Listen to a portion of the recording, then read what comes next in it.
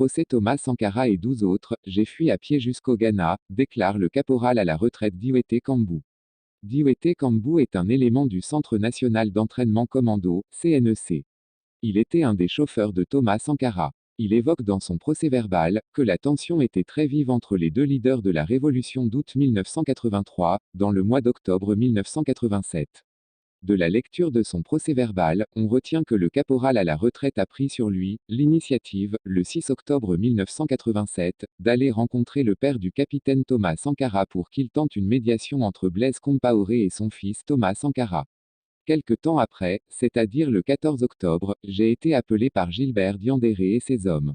Ils m'ont dit qu'ils étaient au courant de tout ce que j'ai raconté au père de Thomas Sankara et de ne pas m'en faire, raconte-t-il. L'ordre a été par la suite donné de l'abattre, peut-on entendre de la lecture du procès-verbal. J'ai eu la vie sauve grâce au lieutenant Omar Traoré. J'ai été par la suite enfermé au conseil de l'entente puis à la gendarmerie. À ma sortie, on a mis Gaspard Sommet à mes trousses.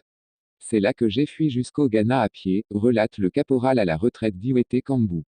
Michel Kohama, tué par un homme sur une grosse moto.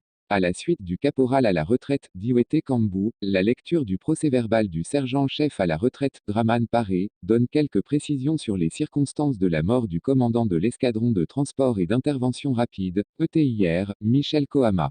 Dans sa déposition devant le juge d'instruction, il aurait été tué par un homme venu jusqu'à son domicile sur une grosse moto, dès les premiers instants de l'assassinat de Thomas Sankara et de ses compagnons.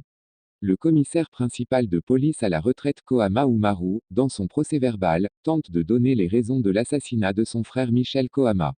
Son assassinat pour lui, serait dû à la proximité entre les deux hommes, Michel Kohama et Thomas Sankara.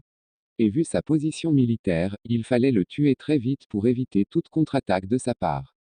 Il aurait aussi échappé à plusieurs tentatives d'assassinat.